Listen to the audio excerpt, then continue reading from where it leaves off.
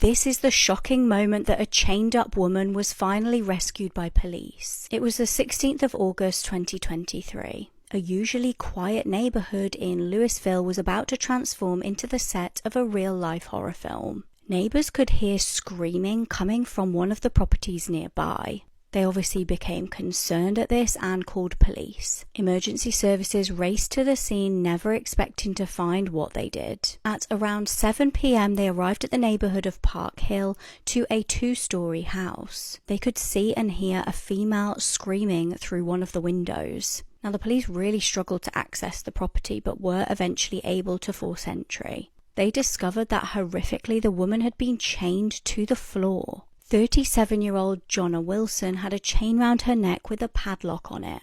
She had been secured to the ground by screws. Police used an axe to break through the chain and set the woman free. She was crying with relief as they finally released her. She told officers that the male who had captured her and held her captive was Moises May. She explained that the pair had a 1-year-old daughter together and had recently broke up. He was held on a $100,000 bail, and as of now, the judge has denied his appeals to have the bond reduced.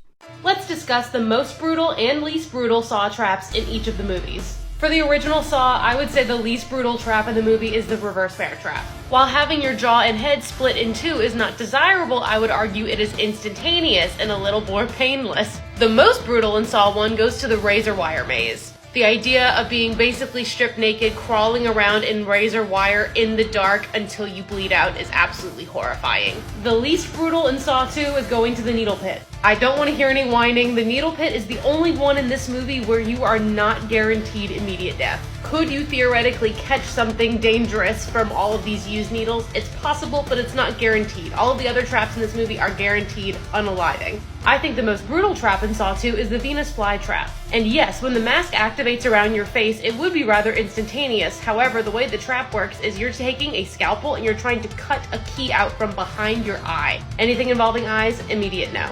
The least brutal trap from Saw 3 easily is Troy's trap. And I'm not saying this trap isn't brutal. He has to take all of these chains and rip them out of his skin, and he doesn't even have a chance to survive. It's rigged. However, Saw 3 is the film with by far the most brutal traps. I did decide on the rack being number 1. You have to twist all of your limbs 360 degrees around past their breaking point. And I'm picking it over the angel trap because I think it would take you longer to go into shock with the rack. This one, you'd probably bleed out a lot faster. This is all the craziest stuff that's happened on the news this month in case you missed it, but it's going to be simplified in 60 seconds. Scientists have just revealed the reason as to why you see strange swirls and wave patterns whenever you close your eyes. Basically, they're telling everyone that your eyes do not turn off in the dark, but instead they create very weak internal signals that mimic light, and that's whenever you see whenever your eyes are closed, so that's crazy. NASA has just officially discovered that there's actually a mysterious hole on the surface of Mars.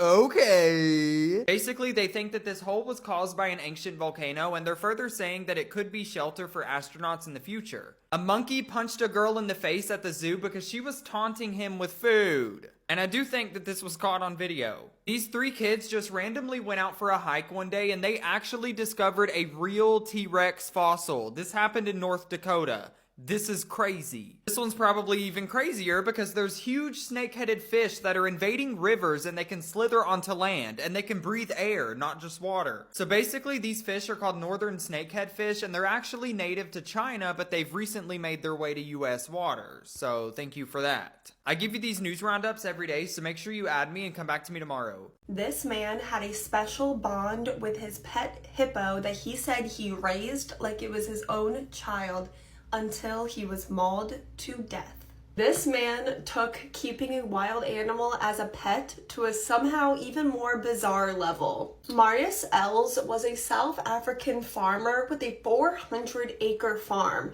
where he kept multiple wild animals, including a giraffe and a rhino. But none of them compared to the love he had for his pet hippo named Humphrey. Marius adopted Humphrey when he was 5 months old. He said that he was like a son to him, and Humphrey was just like a human. He was actually quoted saying, "There's a relationship between me and Humphrey, and that's what some people don't understand. They think you can only have a relationship with dogs and cats, but I have a relationship with the most dangerous animal in Africa. I trust him with my heart, that he will not hurt anybody. Now listen, I love hippos. I think they are so cute, but I cannot stress this enough. These adorable creatures are one of the most deadliest creatures on the entire planet. They are highly aggressive, surprisingly fast, and very unpredictable. Hippos take more human lives every single year than alligators, crocodiles, lions, leopards, elephants, rhinos, the list goes on and on. Marius was aware of this because even his own wife and neighbors were trying to warn him how dangerous his pet is. But Marius still chose to swim with Humphrey, feed him by hand, and even ride on his back like he was a horse. Marius was convinced that Humphrey the hippo was a lovable, gentle giant and ignored all the warning signs that he was actually a wild animal that could never be tamed. The red flags in Humphrey's behavior started when he began to escape his enclosure to sneak onto a nearby golf course to terrorize golfers. Could you imagine just trying to have like a peaceful, quiet morning golfing and being charged at by a 2-ton hippo going like 30 miles an hour? Humphrey even terrorized a man and his 7-year-old grandson while they were just trying to peacefully canoe down the river. He actually chased them up a tree and waited hours at the bottom for them to come back down. Thankfully, both of them escaped that situation unharmed, but the same could not be said for Marius's nephew, who one day came to visit his uncle's farm, but was attacked by his uncle's pet hippo. Thankfully, he did survive, but he has permanent injuries from the hippo attack. But Marius continued to ignore all the red flags, which unfortunately resulted in his own death. Humphrey dragged Marius under the water and mauled him to death. This was a senseless tragedy that could have and should have been avoided. Not only was Marius ignoring all of the red flags and warning signs that Humphrey was dangerous, but Humphrey should have never been kept as a pet in the first place. I know so many of you guys are probably interested about what happened to Humphrey the hippo and want an update from me. I'm gonna be honest, I have no idea what happened to Humphrey. I looked high and low on the internet for an update, so for some reason you know what happened to Humphrey the hippo, can you please leave it in the comments and just tag me over and over again until I see it, please. If you already saw my Travis the chimp video, then you already know how I feel about keeping wild animals as pets. Personally, I feel like it's not only irresponsible, but also selfish and cruel to the animal. If you guys want to hear some more stories on how keeping a wild animal as a pet went very, very, very wrong, please let me know in the comments. And until then, I love you guys so much. Thank you for watching, and I will see you guys tomorrow. This is part 2 on what happened to 14-year-old Esmeralda Castillo Rincon and how she disappeared on her way to school. So before the girl could provide any more information, the bar owner came up to her, grabbed her by the arm, and took her away. And that was it. That was the last time that this woman supposedly saw Esmeralda. So after hearing this tip, Jose Luis and Marta go to the bar. They try to get more information about Esmeralda, but unfortunately they find nothing. They tell police about this tip, but of course police don't do anything about it. Now the woman at the bar said that Esmeralda told her that she was going to be taken to La Merced, which is in Mexico City, to be forced to work as a prostitute. So Jose Luis and Marta got on a plane and they traveled to Mexico City to find her. When they got to La Merced, they were heartbroken to find out that they weren't the only parents looking for their missing daughter. There were a handful of families also there following tips that their daughters were most likely taken to La Merced to work as prostitutes. It was just a very difficult and heartbreaking trip, and unfortunately they didn't find any leads on Esmeralda, so they had to head back to Juarez. Fast forward to May of 2013, Marta gets a text message from someone claiming to be her daughter Esmeralda. Esmeralda was asking for help as she was being forced into prostitution in an unknown city, and when they traced where this message was sent from, it was coming from Los Angeles, California. In the message, Esmeralda also mentioned that she gave birth to a child that was taken away and that she was also working as a prostitute with other missing girls from Juarez. Marta told the police about this tip, but no action was taken. Later that same year, authorities discovered human remains. There were over 136 bones found in a desert in Juarez belonging to 24 different women. A 10-centimeter tibia bone was found that they believe belonged to Esmeralda. that's it. That's the only bone that they found of hers. Now, by finding this bone, police believed that Esmeralda was dead. What's shocking is that they didn't tell police that they had found this bone until 2 years later in 2015. When Esmeralda's family heard the news, they were still hopeful that she was most likely alive. They were thinking to themselves, okay, just because they found her bone doesn't mean she's dead. It could just be that she's missing a limb or, something else. The police were like, no, this means that she's dead. You need to sign this paper confirming that she's dead. And the family was like, no, we're not signing that until you find all of her remains, until you give us further DNA testing to prove that this bone belongs to Esmeralda, and until you can give us a cause of death and find whoever did this. However, to this day, police have never given them this information. What's really sad is that in December of 2023, Jose Luis discovered that his daughter's name was removed from the National Missing Persons List. Jose Luis asked why this happened, and authorities told him that Esmeralda's name had been registered for the COVID vaccine. So because she had registered to get the vaccine, that meant she was no longer missing. To this, Jose and the family was like, okay, well, there's a lot of people that have the name Esmeralda Castillo Rincon, it could be anybody. Can we confirm that this is actually her? And police were just like, no, it is her. Why would someone register with her name? Family just could not believe that they had removed her from the missing persons list without actually checking if this was Esmeralda. To this, Jose Luis felt like his daughter had disappeared twice from Mexico, once when she disappeared on her way to school, and the second time when they removed her from the missing persons list. Months later, in March of 2024, Esmeralda's name suddenly reappeared on the list without the police even contacting the family to let them know, hey, we put her back on the list, it was a mistake. Jose had to find this out on his own, and to this day, the family is still looking for answers as to what happened to Esmeralda. Jose continues to attend marches spreading awareness on his daughter's disappearance by wearing a bright pink bib that says, No me olviden, falto yo, which means, don't forget about me, I'm still missing. It's not every day that a serial killer goes out of their way to apologize for crimes they've committed or to go out of their way to save an innocent man for being blamed for the murders that the serial killer actually did. The only problem here is the serial killer let the other guy off scot-free by murdering the judge who was putting the innocent man on trial. This man, Will Graham, was accused of being the Chesapeake Ripper, who allegedly not only murdered several people, dismembered them, and ate their organs. The only problem, Will Graham was not the Chesapeake Ripper, but his bestie and psychiatrist Hannibal Lecter was the Chesapeake Ripper. And Hannibal Lecter is actually the one that framed Will Graham in the first place. Hannibal wanted to get off scot-free, he needed somebody to take the fall for him. But he realized during the trial while seeing Will locked up that he actually really cared for Will and didn't want to see him take the fall for this. So he causes a mistrial by murdering the judge in a style in which only the Chesapeake Ripper would know to do. He completely knocks the top of the judge's head off of his body, takes out his brain and heart, and makes the judge's body hold it in a balance, and strings him up in the courtroom for everyone to find when they're coming in for the verdict. This causes a mistrial and saves Will Graham's life. The killer wrote you a poem, Will. Are you going to let his love go to waste? Which I think is another big reason why the heart and the brain are in the balance in the judge's hand. Because Hannibal Lecter knows logically that he should let Will take the fall, but his heart says, no, I love Will, I care for him a lot, and I don't want to see him get ripped away from me. So when the accident happened to me, it was a lot of figuring out how to being forced to grow up a lot faster than I needed to, because there's a lot of maturity that comes with having to take a lot of those surgeries that I had to undergo. On December 5th, 2007, 8-year-old Joshua Dixon was walking home from school after escaping a school bully that was following him, and finally arrived at the back gate of his home, the home where his family had 2 pit bulls, a female pit bull who had been the cherished family pet for many years, and a new male pit bull. And so as Joshua entered the back gate, the male dog got out of the gate and the yard. Now, knowing how angry his father would get if this dog escaped, Joshua was able to coax the male pit bull back inside the gate, back into the yard, and quickly shut the gate.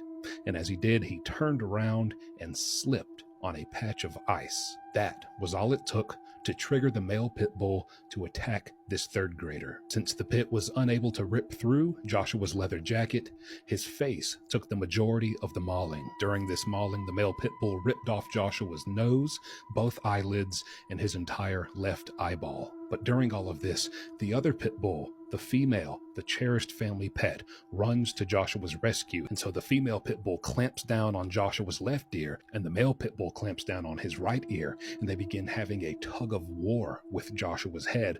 One, he believes, the female trying to drag him to safety and save him, and the other, the male, trying to drag him into their garage where he believed he would have died. Unfortunately, this only resulted in both of Joshua's ears being ripped off of his head.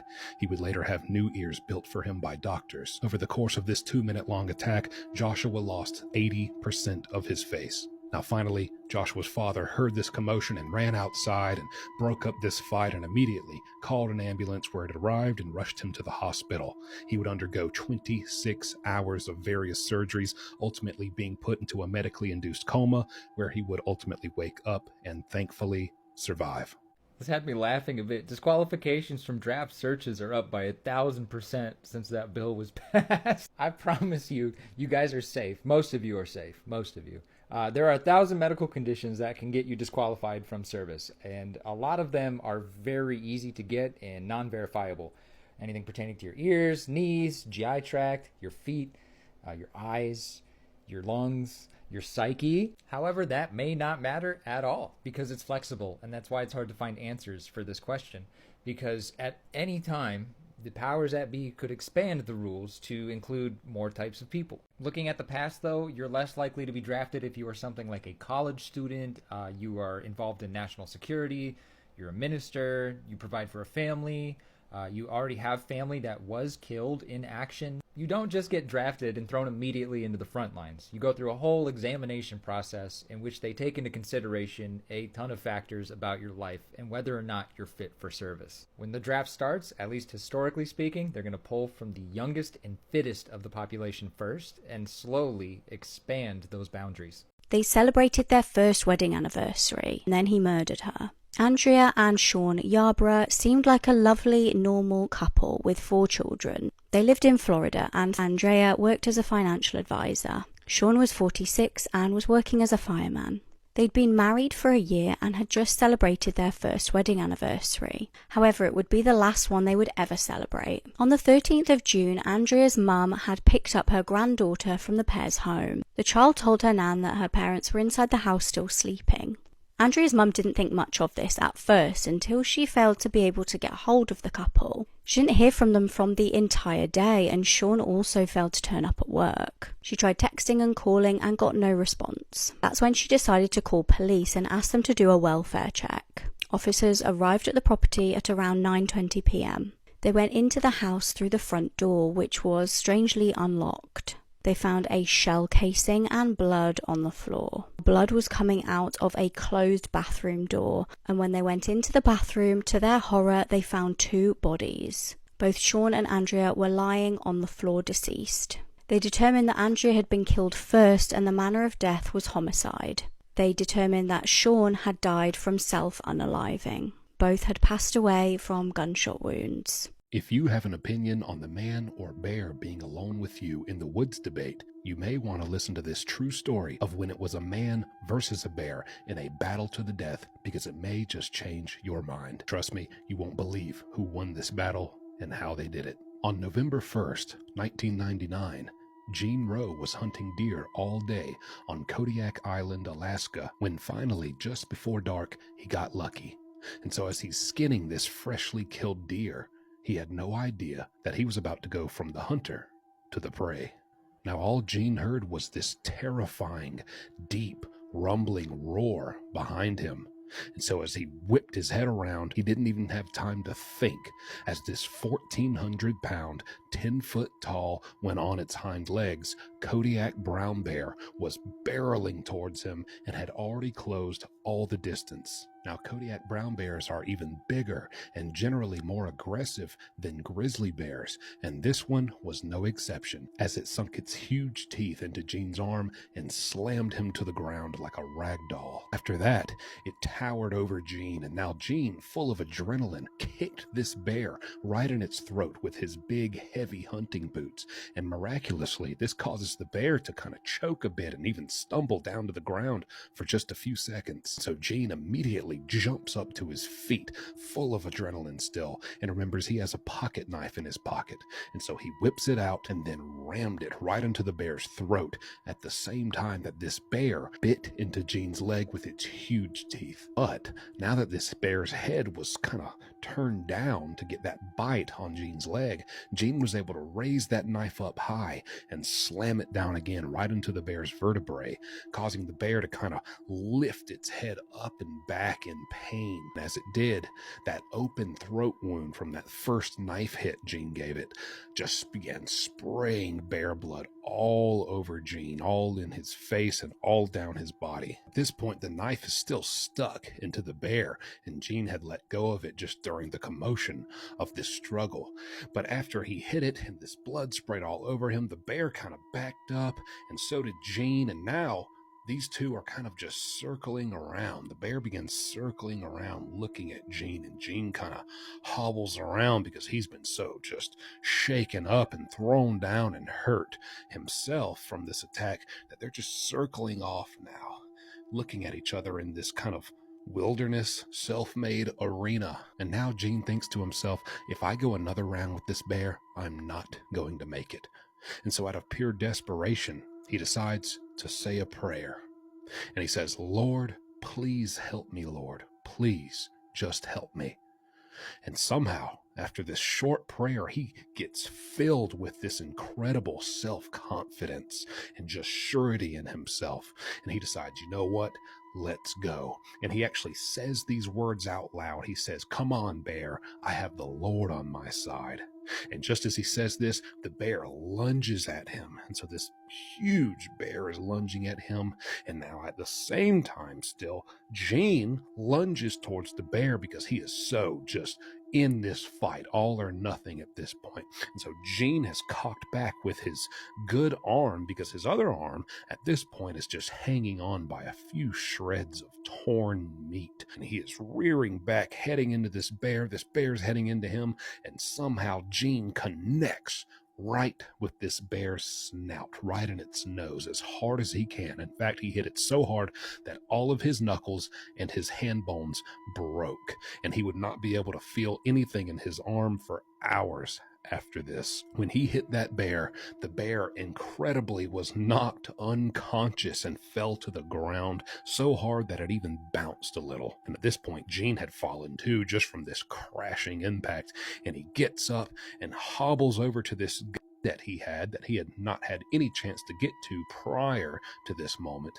and he tries to figure out how to pick up this and cock it and work it with these two basically incapacitated arms and hands. But ultimately, he does manage to get it loaded, cocked, and ready, and delivers a final blow to the bear, killing it. Now, after this, Gene still had plenty of trouble ahead of him. He had to make his way down an entire mountain to get back to his friends who would be able to help him. And he would say that at 3 different points during this climb down the mountain, this pain and agony is setting in from all his wounds and this adrenaline wearing off. He laid down 3 separate times and prayed to the Lord again to just simply take him from this earth, because he didn't think he could handle it.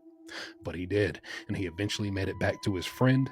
They called for help, and he was flown to a hospital where he would later get 500 stitches and multiple reconstructive surgeries. Today, Gene still has some trouble extending and stretching one of his arms, but he also has the bear's skin pelt on his wall, as you can see here in this photo, as a reminder of the time he knocked out a 1,400-pound bear.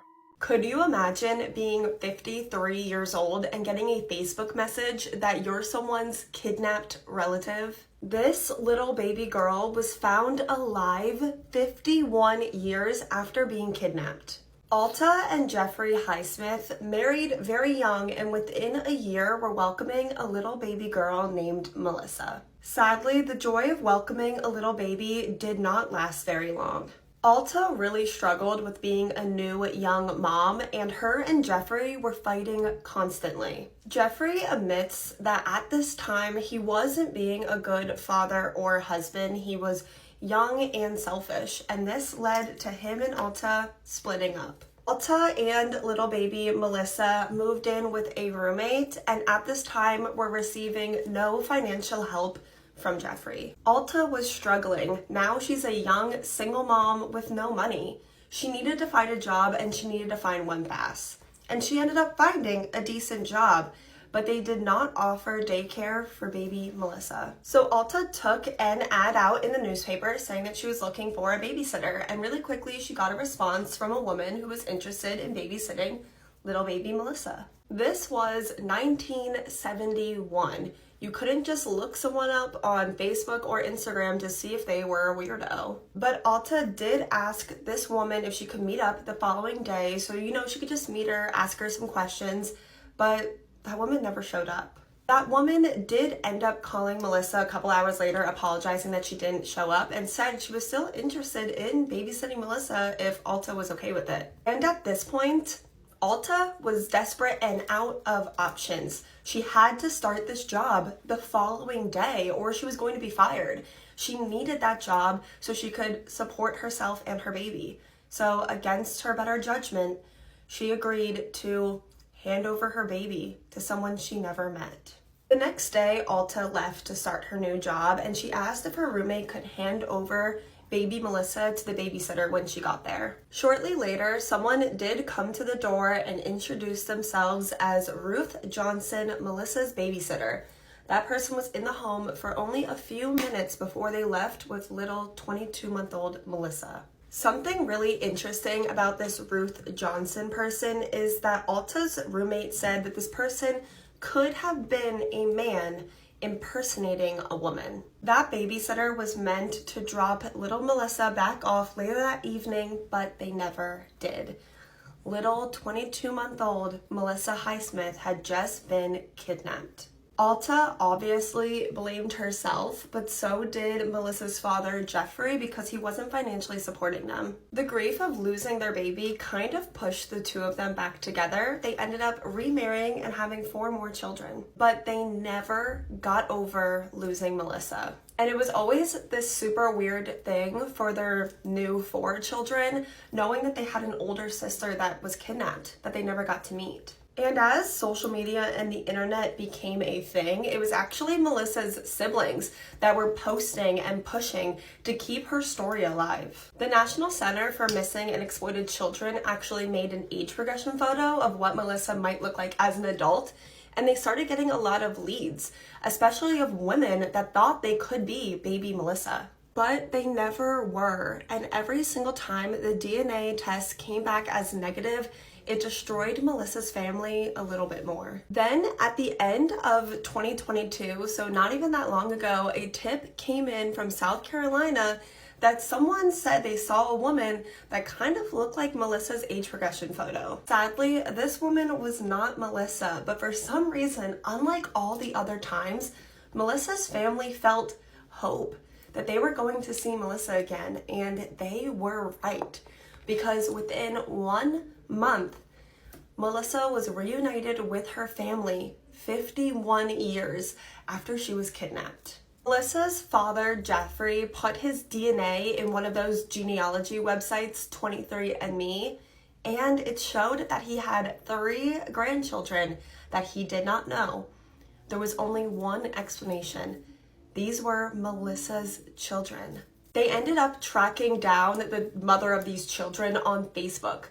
Melissa was going by Melody Walden, and they messaged her. Could you imagine being 53 years old and getting a Facebook message from someone saying that you're their kidnapped relative? Melissa, Melanie, messaged them back and said, "I'm so sorry, I'll pray for you, but I'm not the woman that you're looking for." But she decided to do some digging into Melissa's kidnapping.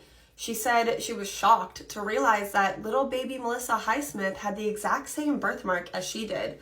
Also, when she looked at her baby photo compared to her baby photo, it was like the babies were twins. So Melanie confronted the woman that raised her, and that woman admitted that back in 1971, she bought her on the street for $500. The past 51 years of Melanie's life were a lie. Her name was a lie. Her birthday was a lie. She finally got to be reunited with her real parents and meet her younger siblings. Something that was broken in all of these people began to heal. Obviously, it was still a bittersweet moment for all of them. Alta and Jeffrey lost out on 51 years of their daughter's life. Not only did Melissa have to come to terms at the age of 53 years old that her entire life was a lie, she also had to realize that she lost out on a loving family. The people that bought Melissa were extremely abusive, and she ran away from the home at 15 years old and had to work the streets as a teenager to survive. Today, as far as we know, they are a super loving, close family. Melissa even legally changed her name back to Melissa, which I thought was really sweet ending to this story. Unfortunately, the statute of limitations for Melissa's kidnapping expired over 30 years ago. So even if they found the people that kidnapped Melissa, they would not be able to be brought to justice. It was so refreshing to cover something with a happier ending today. I know it was still bittersweet, but there was a happy ending. A family was brought back together. If you watched the end of this, thank you so much. Drop some pink emojis in the comments so I know that you saw this, and I love you guys so much, and I'll see you guys tomorrow.